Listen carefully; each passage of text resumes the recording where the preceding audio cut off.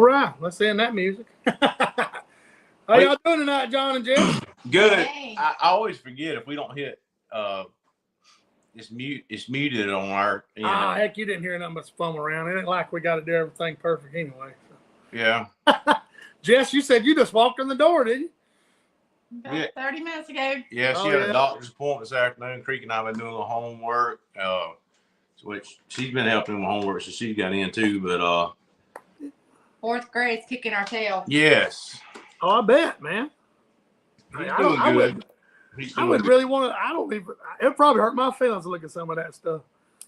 Yeah, I forgot that you had to learn all the counties in the state in fourth grade, and that's there you go. I remember that. You know the Indian territories, and I remember all that Alabama history stuff. Alabama history, yeah. Yeah, I remember all that.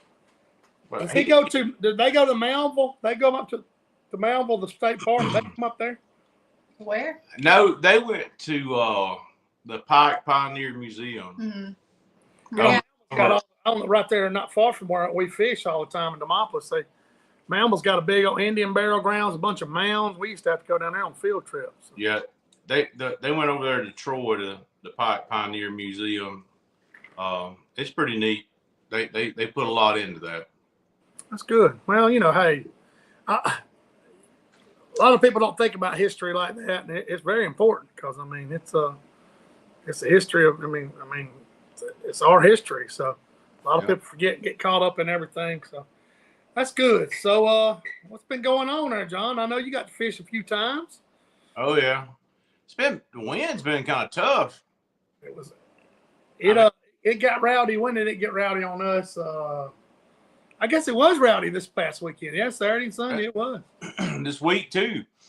Y'all, if I have to walk away, I have a little coughing episode. I'm about to have one come on right now.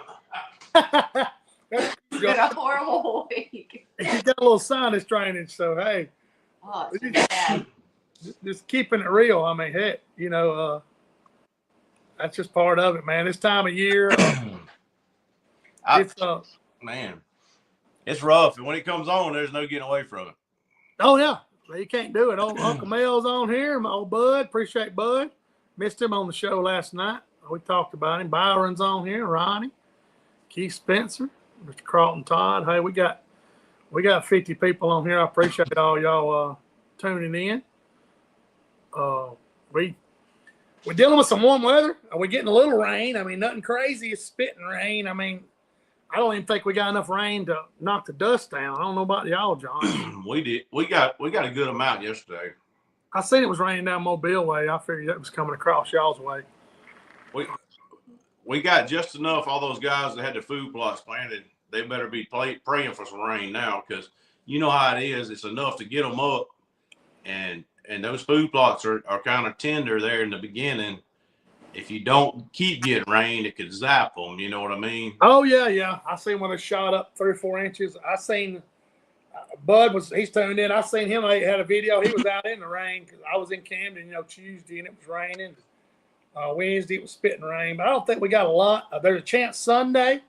I think we got a big chance Sunday around here to rain, so we need it because they got a burn ban going on, and these lakes we're fishing are super clear. I know you say the lake's clear, John. So yeah, it's rare to have this clarity around here.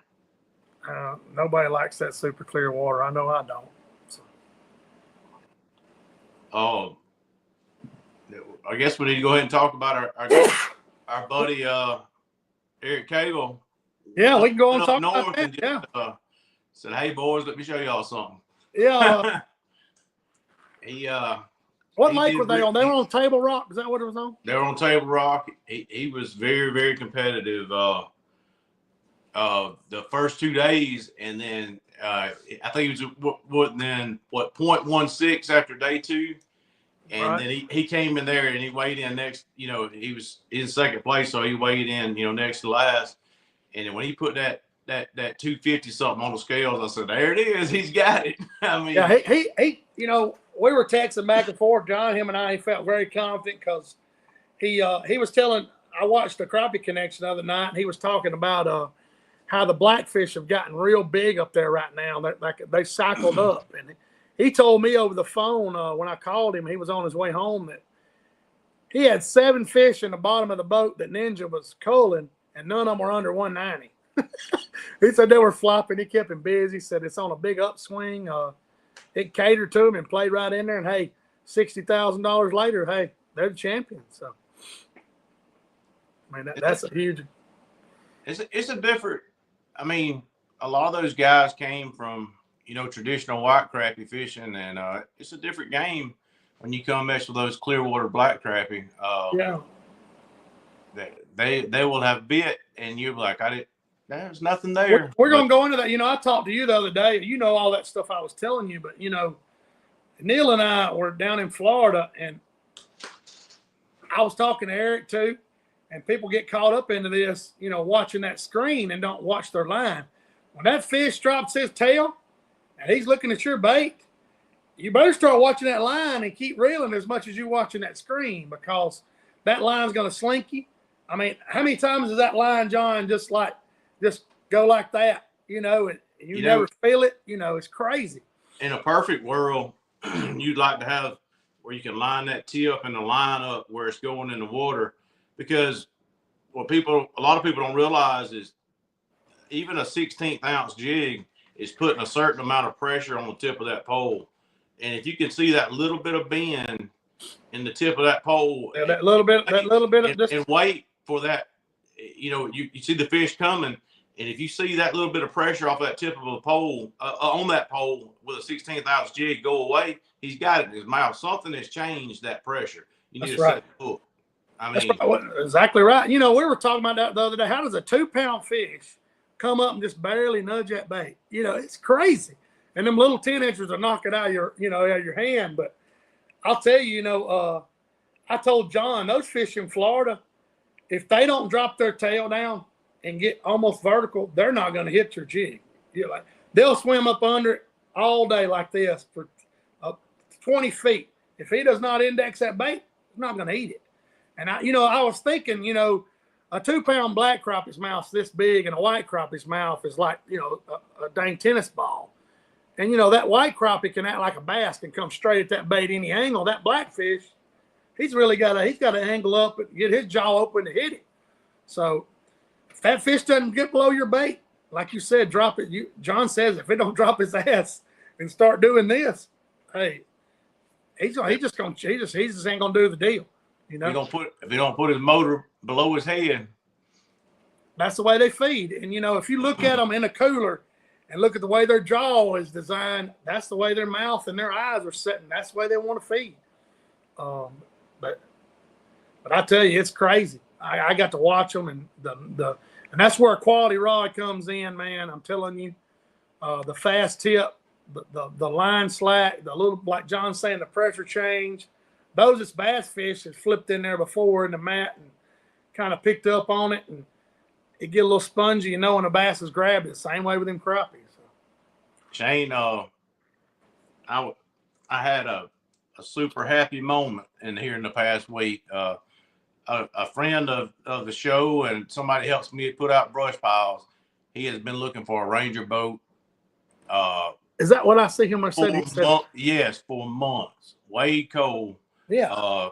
Great dude. I mean, he's had the fever as bad as anybody you'd ever want to meet. And he finally found him one. And what did he end up getting, John? He got him a 520. And, oh yeah. I was so tickled for him, and he got the boat and really hadn't got the fish off of it. He got put on a crazy shift at work, so he's dying to take it out, and I'm ready for him too. I couldn't be more excited. When you see somebody that excited about crappie fishing and getting a new boat, it makes me excited. Oh yeah, man. Oh, Logan Johnson's tuned in here. He's a guide up there on Smith Lake. Appreciate Logan tuning in. He's got some open days. I've seen him advertising. You're talking about Clearwater blackfish. That's very clear water.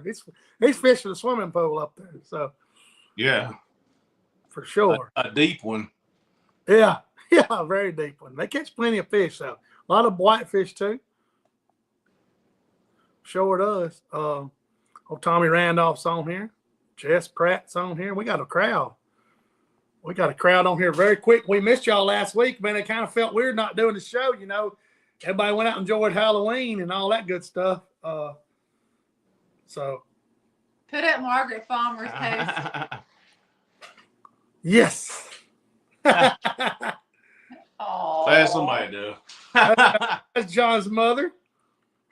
Yeah, She tunes in every show. We appreciate her tuning in for sure. She and her sisters have been on a trip somewhere. I hadn't got all the details of. Oh, Lord, good for her. Good for her. Oh, Avery Pruitt's tuned in. I hadn't seen him in a bit. Oh, Avery. Look, Tony says time to put out some structure. When don't you put out Yes, Tony. Tell them, Tony. Hey, all these, man, I got people right around talking about, we're going to go find your structure. I'm like, why don't y'all put out some structure too? Yeah, find it, mine and yours at the same time. Yes. Hey, we can do it, you know.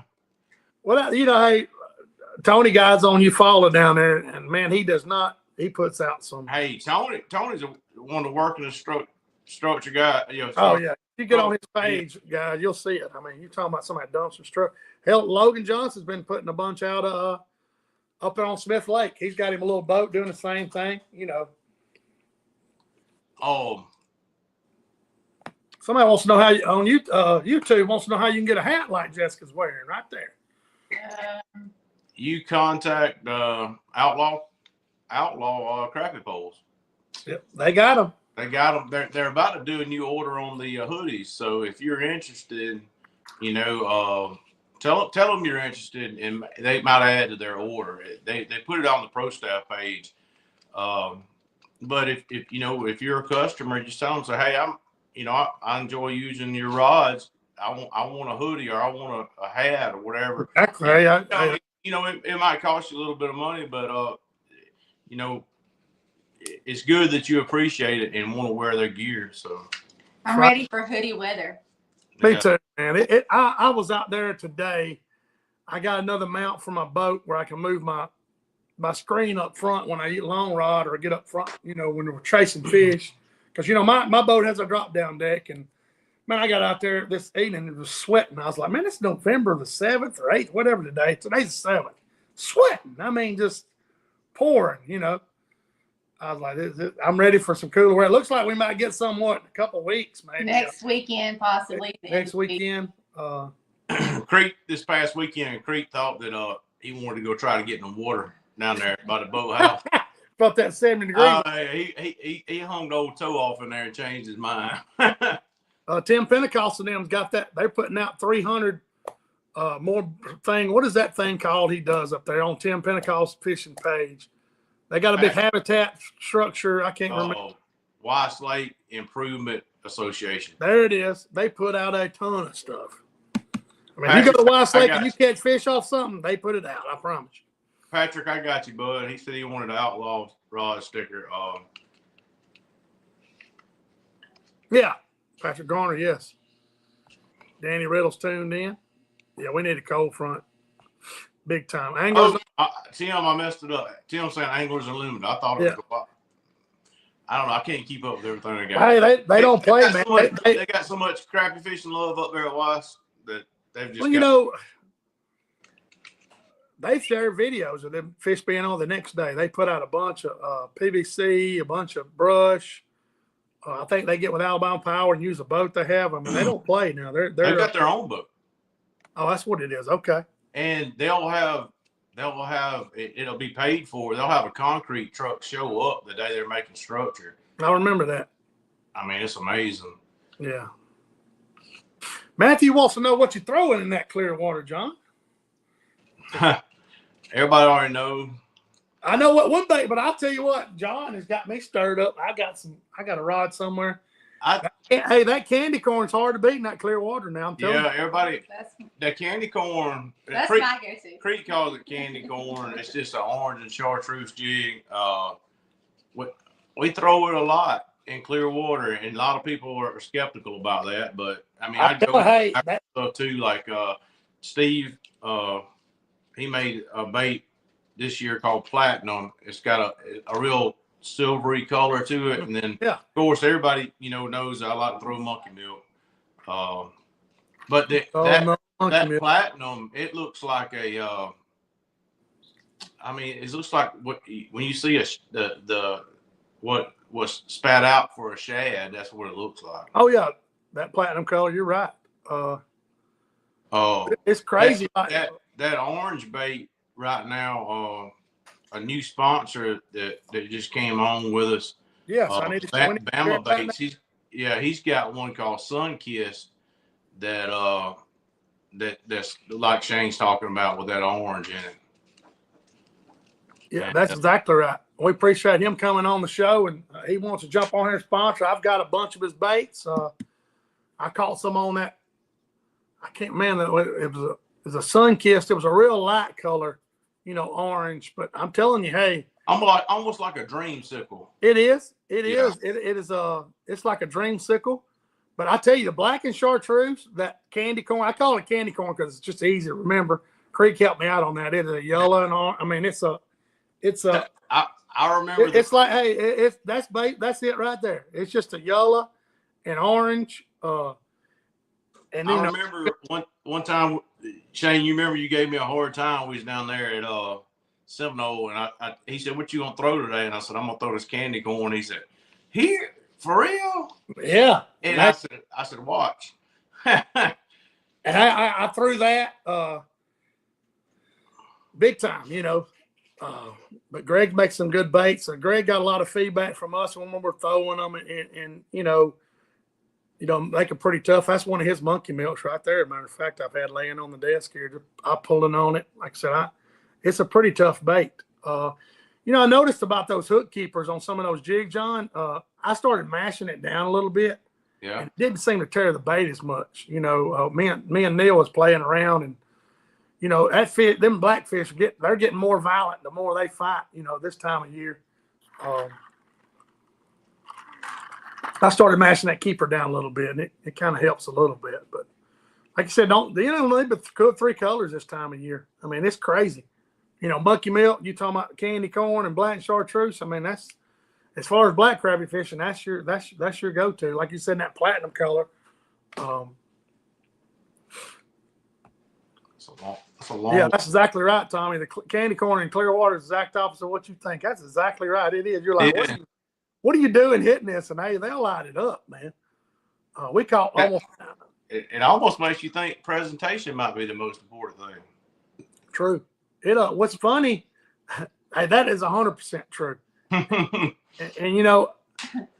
and like we were saying earlier, if that fish don't set up, sometimes if he's following your bait like this, and he's just following it, horizontally, just swimming, and if he don't set up like John and I were talking about, it's best to just reel it on up and throw again and see if you can get him to set up. If he'll drop his tail, hey, you got a way better chance of him biting your bait. Hey, Tim has a good comment there. Tim fishes with no keeper. He just straight jig, huh? Yeah, and he's done that, I know, for well over a year, because he and I talked about it when we were up at Old Hickory together, fishing together. And because, I mean, I like the keeper and everything, but it does tear the jigs. We started mashing it down. It was just enough to hold it on there. But old Richard Jean takes dental floss and glues them on there. You've seen him do that a million times back in the day, I take all that time to do it. I'll just change it out. What I tell you, another thing that tears your plastics up real bad, when you get real aggressive in there with the pliers, getting a hook out of fish. Oh yeah, that's the worst thing. If you can get your finger in there and get that jig out of that fish's mouth, you're gonna tear up a lot less plastics. But there was something. I've got some of the Timmy Tom. I've got some and 4x4. I've got some with screw locks, but it has to be a small one, Logan. A lot of people don't want to do it holding those baits. But best thing is, hey, whatever you're catching them on, you better put that bait pack on the deck. Ain't that right, John? Yes. Yeah. Don't go digging when you got them fired up. Hey, lay that thing on the deck. A lot of it's your confidence in it. For sure. That's a true point too, Stephen. That's why people like hand ties. That's true. You ain't got to worry about it till they get wore down. You know. I've got a jig head tied on the boat right now. I don't know how many fish it's caught. We did I did a trip weekend before last on a private place with a guy. Yeah. And, we had, I think it was 113 that we cleaned that afternoon. Mm-hmm. And I used the same jig all day, and I still got that jig from the other weekend. Is it a jig head or a hand tie? It's a jig head, but I mean, I've swapped the plastics out on it, but it's polished. That's all gone silver. But you know, ever since you showed me that small jig, I made fun of John with this little old hook. I'm not gonna lie. And what is it? Number 4, 6? What is it, John? The number 6 is the one that you were giving me a hard time about. I'm talking about, hey, and he bent that thing up just a little bit of angle. And I'm telling you, that thing hits in that upper jaw. It is mean. I mean, it'll stick them fish, son. It's crazy. Probably not 90% of the time. That's the hook we use. Well, you know, you got a point too when we were discussing this. That black crappie can get that thing on in his mouth too. That one-all hook's a lot. Now, big crappie, you know. When we went to what you call out there in Mississippi, the Reds, Ross Barnett, we bumped up to a 4 then. Right. It seems like I can get a bunch of big white fish. It also seems like to me I can get a bigger hook off the tree easier. Yeah. What did Eric and them had? What the one Mr. Crappie? I forget their weight. Their 3-day total. I know that last day that sucker rolled in on that 15-pound sack and shocked them. Yeah, he laid 15 pounds on them that last day, Clinton. Yes. That's 7 fish. So that's black crappie too. So that is a big old sack. Tim orders by the 500. Tim, he fishes a lot. And those clients will lose some jigs in those tops. Don't think they won't, because you know they're not used to their cadence and everything else. And they'll stop reeling and everything else. And they will donate some to the trees. I promise you. But yeah, it's Does he make a jig in 30? Yes. Tom, he makes a jig in 30 seconds. Yeah, he does. He using a number 2 regular on the res. Mm-hmm. Yeah, those big white fish. I just a 4 is about as big as we ever go. Yeah. I'll tell you, I was shocked, man. The way I'm 90% of the time, I've got to get a set of pliers to get that fish out of it. I'm serious. I mean, I ain't kidding. I'm telling y'all, everybody thinks bad about that little hook, but Neil and I were fishing. It's stingle this weekend. He was like, "Man, it's crazy." Let's see, that's Neil and I's trip Saturday, buddy. We tore that bud up. I think we ended up probably catching 80 something fish. I'm just guessing. We had our limit and just kept going, and you know it was sunny. And then the next day, John, it got cloudy, and those fish slowed way down. I mean, it was crazy, way down, and they slowed way down, and they got a little dispersed. So it's kind of weird how that affects things. You know, that's what Eric was telling me. The exact opposite up there with him. It got cloudy, and those fish started eating it alive. You know, it started raining, spitting rain, and that's exactly what Tommy's saying. He said that's a badass little jig. You would not think that little hook could do it, but it does. I mean, John and I flipped 230s and 40s all day one day over at Jurassic Park. Telling you, that's a strong hook.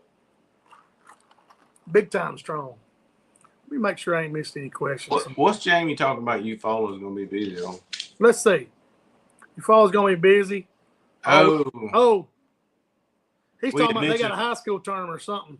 Well, we had mentioned possibly having a CrappieKast camp. And yeah, that's right. We had never circled back to that. Yeah, we never did the fishing. And then they've got a high school tournament down there. They were there when we were there this summer. They were. Oh, it's going to be blowing this weekend, too. Is it? Yeah. if you're making plans in South Alabama or North Florida, just look at that. We were headed south. Yeah, we were 100% headed south, and I got to looking at the weather, and I was like, I didn't I mean, see. it would have been about like we fished in last time we were down there. But Oh yeah, I know y'all were down there beating it. Tell Mike Neese about your rod holders. You got the same ones I got. Those cornfield crappie rocket. I call them rocket launchers. That's what they're called. That's right. I don't know if that's necessarily the correct name. I think that's what they are. They're not cheap either, but they're good. They're not. So they'll let them stand up on the deck on each side of the boat. We run them parallel with the gunnel, and it's very handy. Like, so if we're fishing where we got fishing multiple layers of the water column, sometimes Jessica and I will possibly have a 30 seconds, a 16th, and an 8 all tied on each side of the boat. So if we're addressing a fish, all right, a great example will be pre-spawn. Some of those big female crappie will get up high in the water column, so you need a 30-second to get, in that 2 foot of water and bring over the top of them if you're casting. Or there might be some that's lower, at 8 feet, we go with a 16th. Or they might be running around, and we need to drop an 1/8 on them to get in front of them. So we got all 3 rods standing up on each side of the boat, and we can grab whatever we need just right there at us.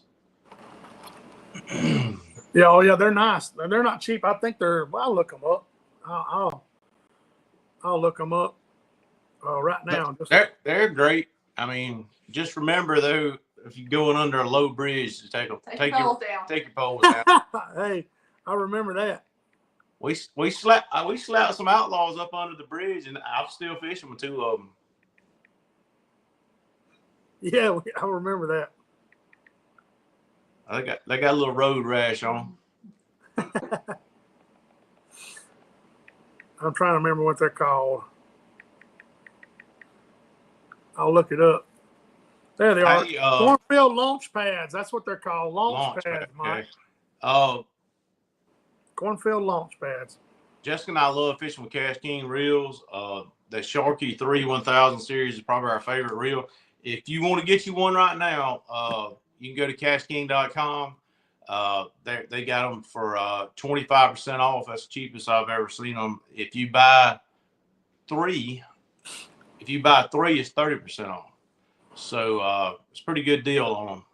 I didn't know Patrick Garner had asked me about the reels we run, and he went on there and bought him some and told me about the discount. So that's about the best deal you're gonna get on them, and it's not even Black Friday. Yeah, Black Friday's coming up quick, man. Old Chris Collins tuned in. I appreciate old Chris tuning in from old Mississippi. Yeah, that's a good deal. You got them on Amazon, John? No, that's on the actual Cash King website. Okay. I know you've been using those. And it's free shipping too. I mean, if you get them right now, I think if you buy 2 or 3, it's free shipping. I remember Big Daddy's got several of them. He had several of them he was using. Yeah. Which model Cash King? It's a Sharky 3 1000 series. Okay. And we absolutely abuse them. Oh, there was something else. Oh, if you need to get a boat rig right now, now's the time. It's a little bit. I feel like it's after what happened Tuesday. So now stuff at the boat dealership's about to go crazy wild. Sure is. And there was a little bit of a lull. If you needed some electronics hooked up or anything, go to Andalusia Marine right now, and you can get in and out of the door quickly, getting something rigged. We've had 2 people from the show here in the past month that have taken their boats up there and got them rigged out, and they're enjoying fishing out of them. So we're real proud of that. Oh yeah. Yeah, that's right. I go through there every time I'm headed to visit Neil and Ashley, and it's go right by there. So Yeah, they hooked you up on some stuff too, Shane. You got Oh yeah, I got a big old battery, a big old 36-volt battery in Dakota sitting in my boat. We're right through there. But yeah, hey, that without getting too political, that election is going to change a lot of things. A lot of people's holding on some money, and they're going to turn it loose. So, I don't blame them. But hey, we're going to find out what happens. I think it's going to be a good thing. So, hey, I saw on another platform people were talking about some things in the boat that don't have anything to do with fishing. yes. And some things you need to have on your boat. So I made a post on there about it, and I probably went overboard. Some things that I said that you need to have on your boat that have nothing to do with fishing is like if you can do it, get you either like a 16-foot jumper wire with two terminal ends on each end. A positive and a negative. So if you had a battery issue, you could jump off another battery and keep fishing. A multimeter. I've talked about that before on a boat, so you can troubleshoot electronic issues on. That's what that is right there. Yeah, there it is, right there. Yeah, Neil made me a set. We were talking about that. I've had it sitting here, and I need to throw it by the door. I remember to put it in the boat. I've been sitting there looking at them, but yeah, exactly. They're a good Allen wrench set, a metric, and a standard socket set. Somebody's making. I'm thinking TP, Band-Aids. Yeah. Bottled water.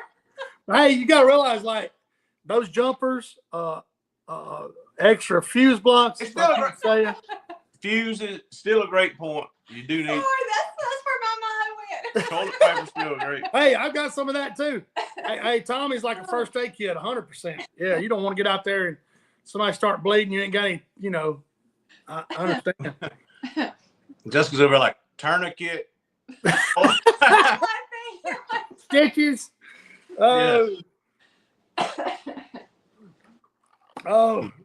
Chris Collins said extra magazines. Yeah. There you go. Zip ties. Hey, 100%, William. Electrical tape. Yes. Because you really don't want to end your day if you just got to put another fitting on there. Like Destin saying, toilet paper, dude, wipe, say whatever you got to have. I've got them both. Sorry. That's right. I forgot about that, Clinton. I'm glad you reminded. Kaylee and her partner got third in the first bass event the other weekend as a sixth grade. Whole county.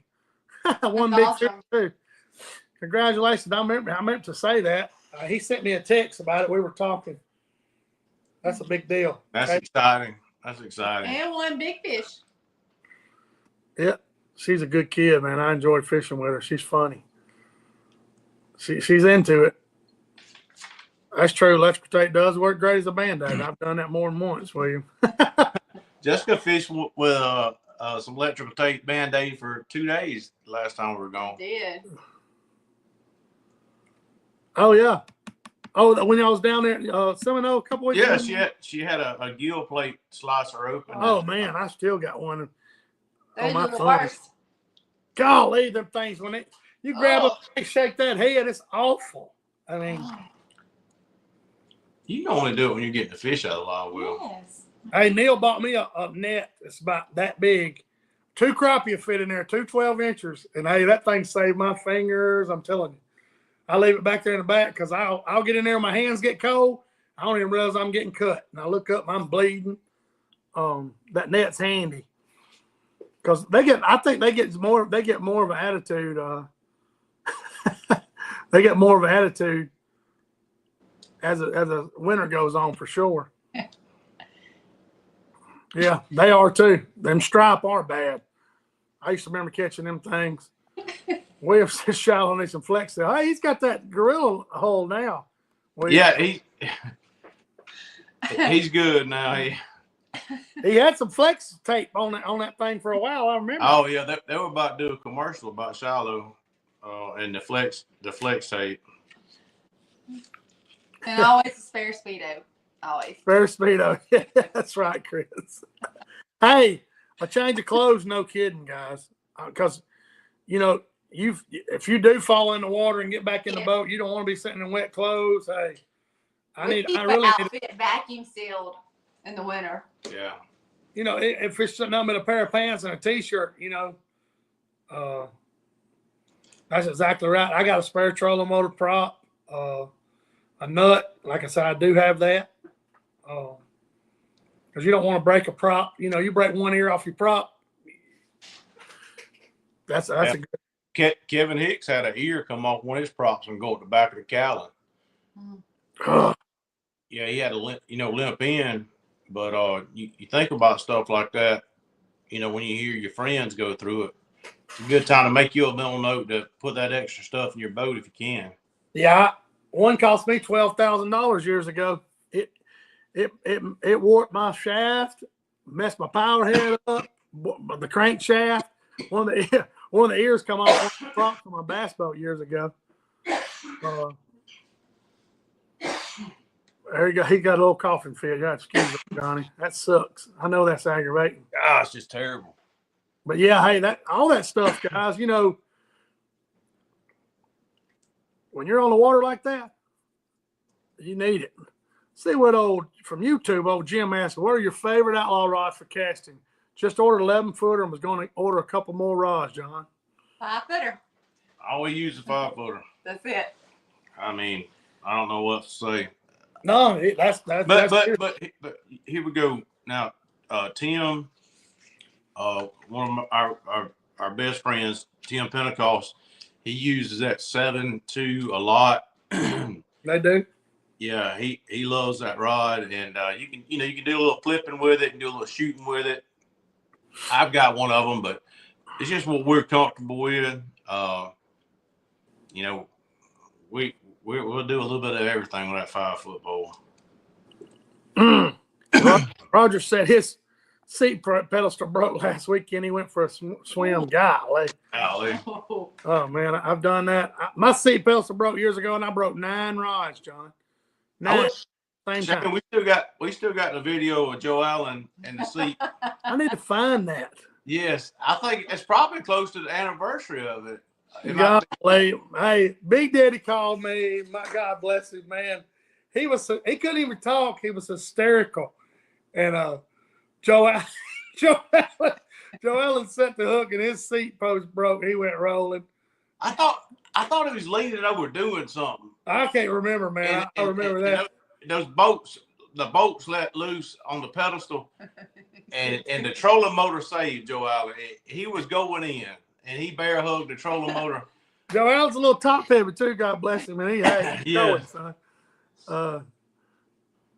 But it was some. We had some good fun with that for a while.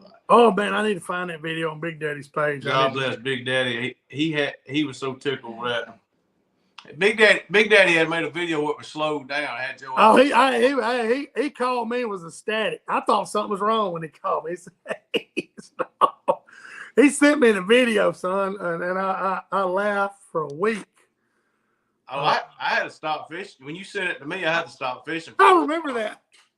John had to put his rod down. I remember. I said, I need to go find that. I'll have to go back to the archives and see if I can get it.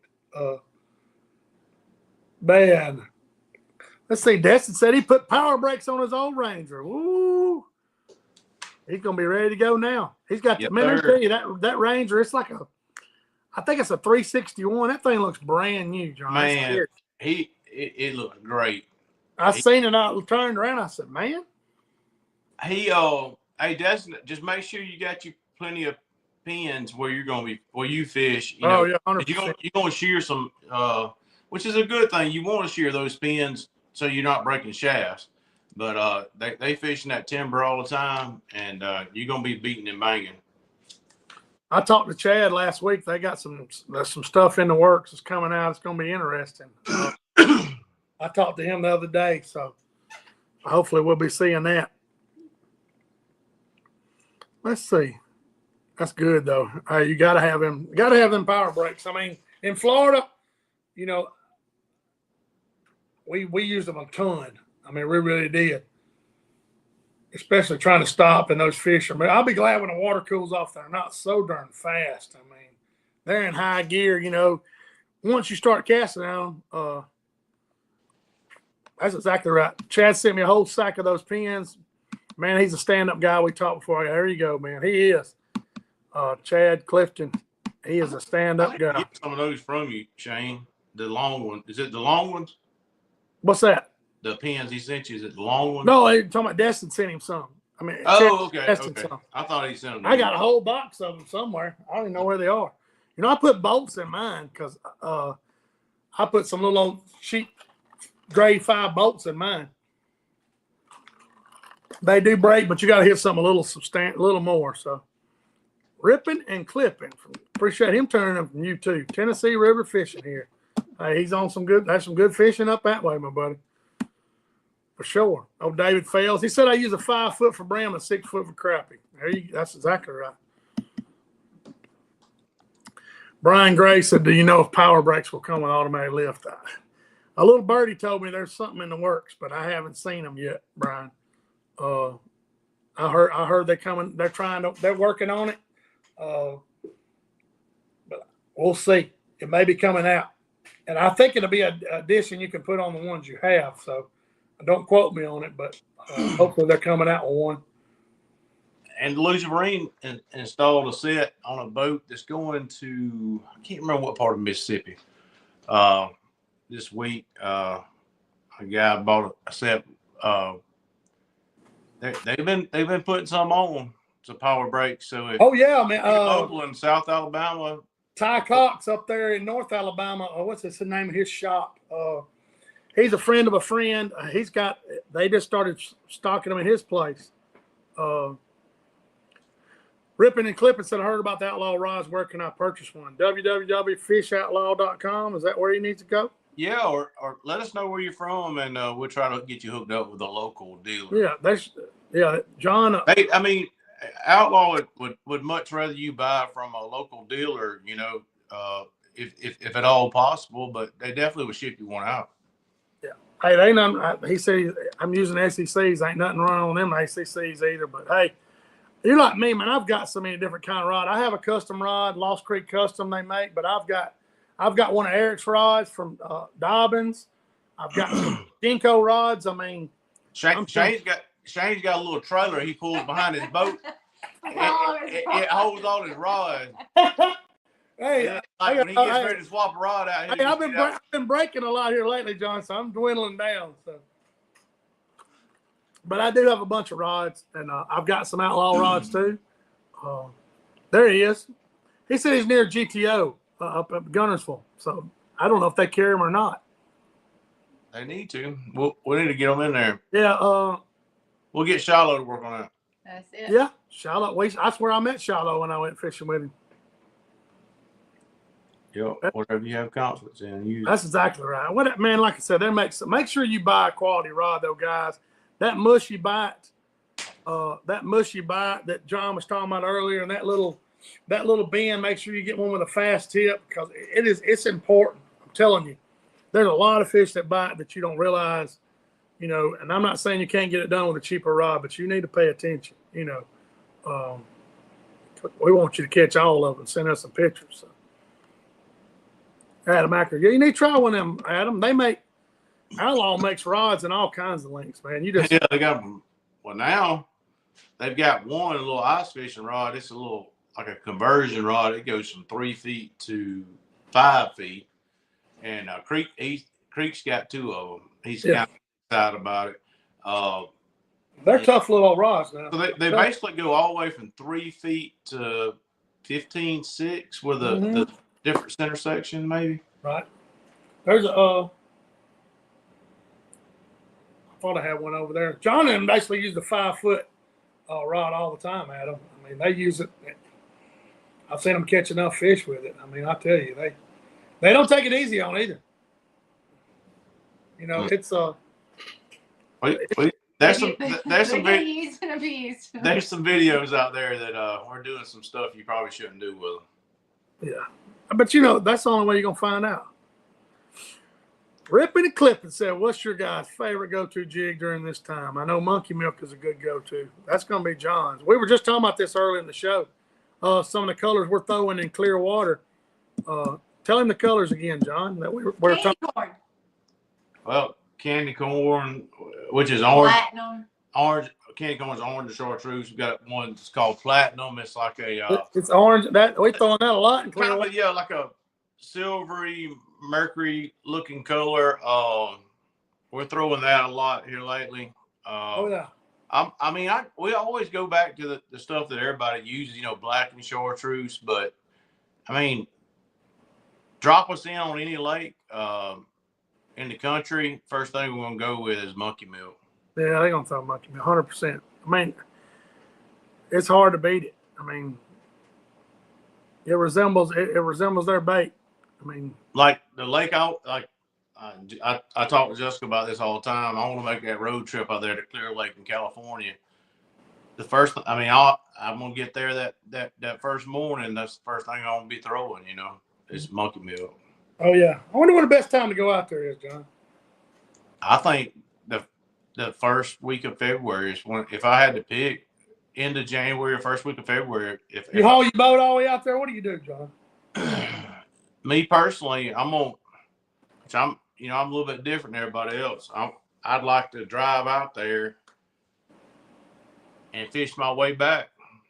It's just I would love to have 4 days on Clear Lake just to see how big of a fish I can catch, and then work my way back and possibly get into those shell cracker at like Havasu or wherever. In Arizona, yes. Yeah. I have to do a lot of flying. Yeah, for real. Yeah. Hey, What's going on with Threadgill? yeah, Brandon Threadgill's telling Hey, Threadgill, I was hoping you were going to be out there to put the heat on EC. He's been messing with outage season right now, buddy. Oh, okay. Somebody asked me about that tournament, and I said, if Threadgill's out there, him and EC probably gonna be butting heads. It'll be a good tournament. It'll be fun to watch those two go at each other on that lake. Yeah, I think he just got done with a bunch of outages. I know he was on there the other week. I know that's where he'd been. Right there, they work a ton of paper mill outages. We have a bunch of outages going on this time of year. Let's see. Trying to make sure I didn't miss no questions. I don't want to. And James Trott saying I use mostly natural covers. That's exactly right. Trott's starting to get his stuff like he wants it on. Oh yeah. On this setup. I'm proud for him. Oh yeah, he's been wanting to get that Ranger and get everything set up and got that knee replaced. He's ready to run that trolling motor now. Hopefully I didn't miss any questions. Man, I appreciate everybody tuning in and asking questions to keep this show rolling. So we got several on here. Who all's going to the first Alabama Crappie Trail tournament? Yeah, November the 16th. Yeah. Neely Henry, right? That's right. Next weekend, then. Yeah. Next week, next Saturday, sure is. Yeah, next Saturday. First Alabama Crappie Trail tournament. I bet Threadgill's gonna be there. He'll have his He said I'll be there. There he is. He's ready. He's already. He'll have his boss lady there keeping him straight. Yeah, James tried to be there. Good I know Shiloh and Tim's gonna be there 100%. It'll be exciting. We'll get to talk next Scott week. Dees was tuned in. He's in Scott Dees in Virginia for something. I seen him comment earlier. Yeah, Scott's up there in Virginia. They're talking about they're gonna start building submarines here in Alabama. So that they're working on, the school that he works for. They want to get their trade market into that arena. So he got to do a trip up there and talk about that. That's pretty cool. Yeah, a company I used to work for, we done the lead ballast. A company I worked for, Jeff Madison, a guy I went to school with, they put the lead ballast. It's amazing. It takes 1 million pounds of lead to sink those submarines. It's crazy. 1 million pounds. Wow. They put lead everywhere in that thing. I mean, it's crazy. Shane, I don't know if you ever been in a submarine. I haven't. I've never actually done duty on one, but I've been in one. You'll never forget the smell. I'm sure. You can imagine a bunch of It's airtight. I mean, you can imagine a bunch of soldiers being stuck in something that long. You will, yeah, it's just got its own. well, I worked at U.S. Steel in the coal mill, and they use animal fat and pressure to reduce steel, no heat, and you can imagine what that place smelled like. I bet. I used to shovel drums and drums of just, I don't know what it was. Out of there, you had to wear 2 Tyvek suits, and it'd still get on your skin. I remember them days. I was telling the guy about that the other day. You'll never forget those smells from those places. That stuff would kill me now, John, if I tried it. Yeah. I ain't kidding you, man. William, we always use unpainted jig head. Shane uses some colors on jig heads, but I do. I use a pink sometime. I've got some tungsten heads I've used, but 90% of the time, William, I'm using a lead too. Yeah. that's good. I'm trying to see what Adam's talking about. He said big crappie been eating jigs with blue in them for me. There you go. Yep. Old Mike Leckins is tuned in. Old Mike's been catching some down there on the Alabama River. He down there below 10 somewhere down there. He's up and down the river. I appreciate Mike tuning in. Oh, Bill Lawley sent me some pictures. He caught some. I don't know where he caught him. He never did. He never did tell me. It must have been a secret. Hey, I was glad he caught some of that new boat. I bet it wasn't any timber, Shane. He's scared to take that new boat in the timber. Oh, I know. He got that Lamborghini, son. Tommy said he wants to know what would be a good small boat to put twin seats up front to fish lakes. He's talking about. You talking about all right, so Jessica and I, we've got a 1756 G3, and we've got seats in the front of it, but I wouldn't necessarily consider that a small boat. My buddy Scott, I think he's got a 16-footer he fishes out of. It's a dang, I can't remember which one it is. But what happens in the front of the smaller boats, it just gets tighter and tighter. So you better have a good plan on getting on the front deck with whoever you're fishing with, because more than likely somebody's left leg and right leg is going to be hanging off the side of the boat. Yeah, I don't know who makes one wide enough, Tommy. You know, my little Express, it was fine with 2 people up front. It was a 17-footer. So I don't know. I don't know. Sorry. I always think of some redneck ingenuity sometimes if I'm thinking about a small boat, you know, adding to the platform up front. You're never going to get any speed out of a small boat. You know what I'm saying? I mean, 1860 War Eagle might be a good one, Tommy, because it's 60 inches wide. So I don't know. I have to check that out. You just got to define small. I mean, when I think of a small boat, I'm thinking of like a 14-foot boat. And then I'm thinking of me doing something crazy and putting some kind of crazy platform on the front of it and it looking terrible, but we could fish up front. Chris is on Destin's butt right there. Oh, goodness. From Destin's butt. Hey, Tommy, you know what? You might as well go. You could go with another bass tracker. You know it'd hold 2 people up front. I mean, you can't go wrong with one of them either. Or an old, 18-foot or less. Okay. Yeah, Tommy, you're probably thinking that Grizzly wouldn't be a bad boat, like Destin was saying. You know that way, you know, you got, it's not as fancy as a bass tracker, but you still got the same.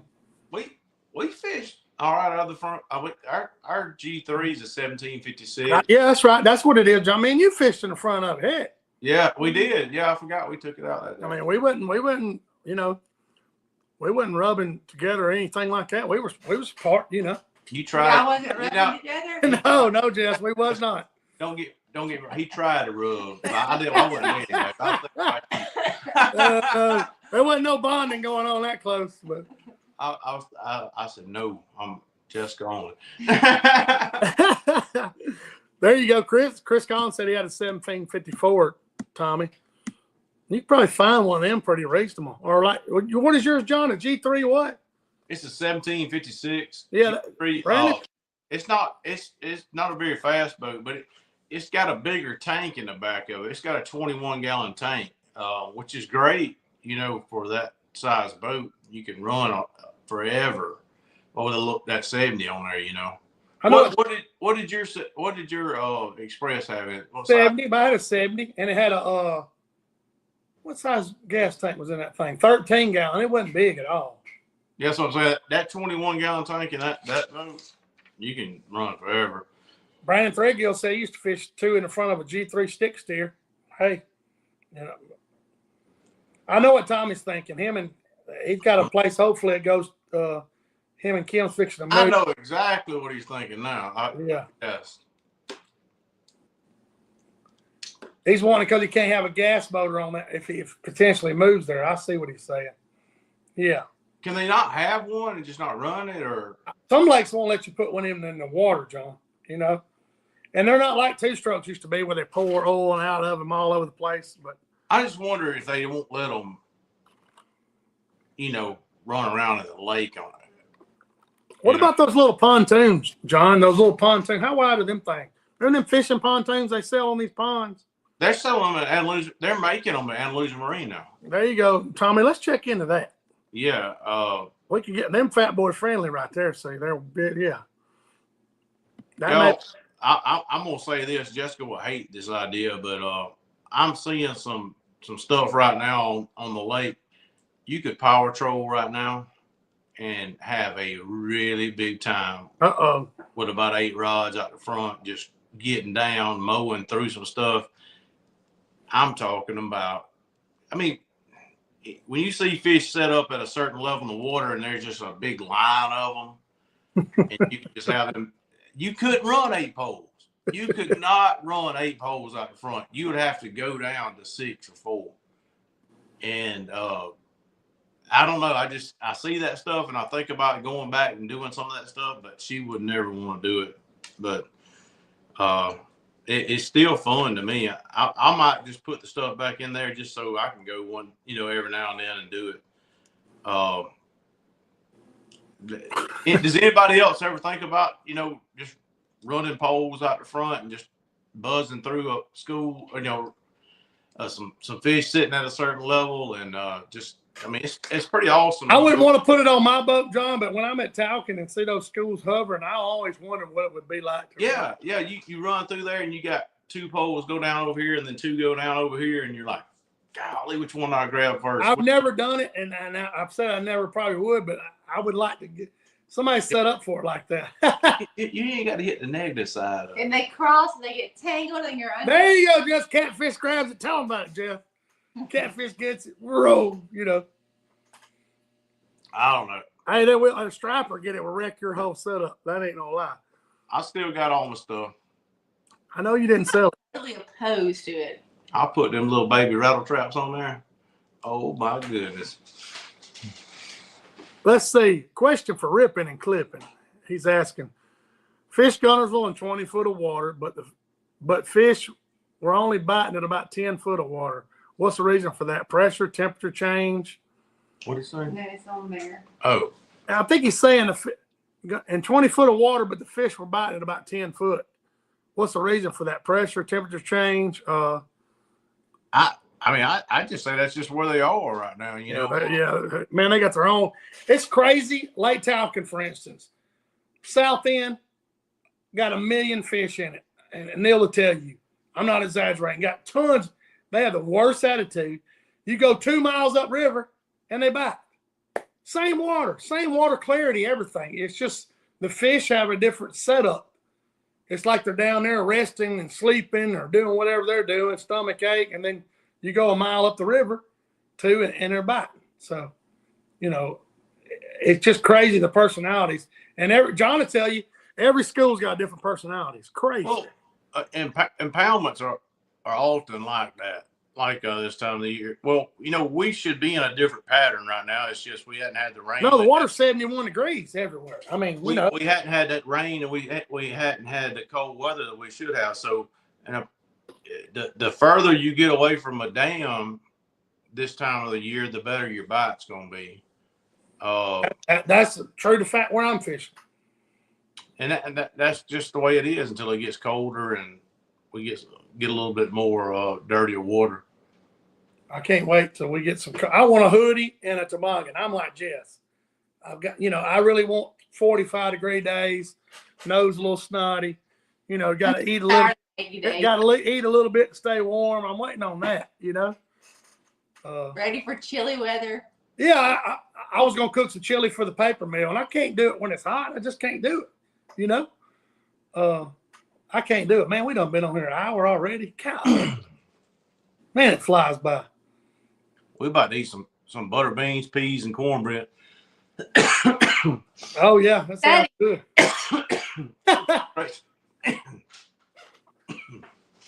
Man, well, we don't want to take up nobody else's time because, like I said, we done been on here an hour already. And hey, I appreciate everybody asking questions and commenting, keeping this show going. I appreciate all y'all doing that. It makes it a lot easier to do the show. I promise you, for sure. Bill Lawley, he hadn't seen that schooling fish yet. Bill, you will.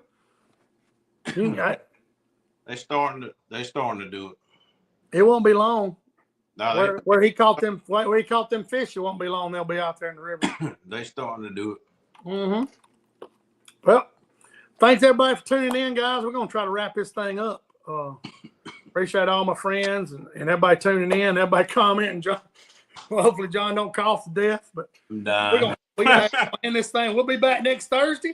I plan on fishing around here, so I'll be at Miller's Ferry probably fishing this weekend. I'll have your report and everything. And John, y'all fishing this weekend, Jess?